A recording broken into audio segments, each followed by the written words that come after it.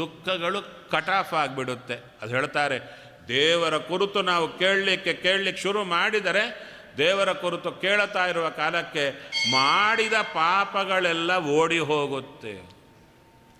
ಅಷ್ಟೇ ಅಲ್ಲ, ಆಚಾರ್ಯರು ಹೇಳ್ತಾರೆ, ಮಧ್ವಾಚಾರ್ಯರು, ಯತತೋಪಿ ಹರೇ ಪದ ಸಂಸ್ಮರಣೆ ಸಕಲಂ ಹಿ ಅಘಂ ಆಶು ಲಯಂ ರಜತಿ. ಭಗವಂತನನ್ನು ನೆನೆಯೋದಲ್ಲ, ನೆನೆಯಲಿಕ್ಕೆ ಪ್ರಯತ್ನ ಪಟ್ಟರೂ ಸಹ ಏನಾಗುತ್ತೆ ಅಂದರೆ ಎಲ್ಲ ಪಾಪ ದೂರ ಆಗಿ ಬಿಡುತ್ತೆ. ನಮ್ಮ ದುಃಖಕ್ಕೆ ಕಾರಣವಾದ ಯಾವುದು?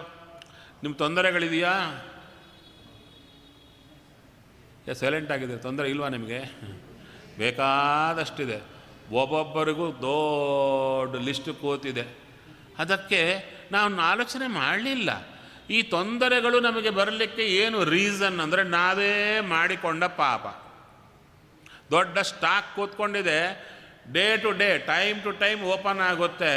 ಒಂದು ಪಾಪ ಓಪನ್ ಆಗುತ್ತೆ, ಇವತ್ತು ತೊಂದರೆ ಕೊಡುತ್ತೆ. ಯಪ್ಪ ಇದು ಕಳ್ಕೊಂಡವಲ್ವ ಅಂದರೆ ಇನ್ನೊಂದು ಬಂದು ಕೊಡುತ್ತೆ ನಾಳೆ. ಹಾಗೆ ನಾನ್ ಸ್ಟಾಪ್ ಆಗಿ ಬರ್ತಾನೇ ಇರುತ್ತೆ. ಅದಕ್ಕೆ ಇಲ್ಲಿ ಬಂದ ಪಾಪ, ಬರೋ ಪಾಪ ಎಲ್ಲ ಧ್ವಂಸ ಆಗಬೇಕಾದ್ರೆ ನಮಗೆ ತಂಟೆಗೆ ಬರಬಾರ್ದು ಪಾಪಗಳು, ಯಾವ ಕಷ್ಟವೂ ಬರಬಾರ್ದು ಅಂದರೆ ಏನು ಮಾಡಬೇಕು?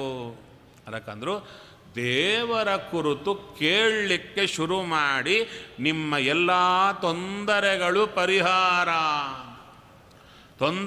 ಪರಿಹಾರ.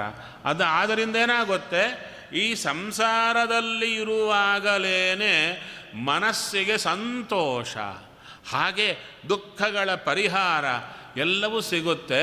ಮತ್ತ್ಯಾಕೆ ದೇವರ ಕುರಿತು ಕೇಳಬಾರದು? ಕೇಳಬಹುದಲ್ವಾ?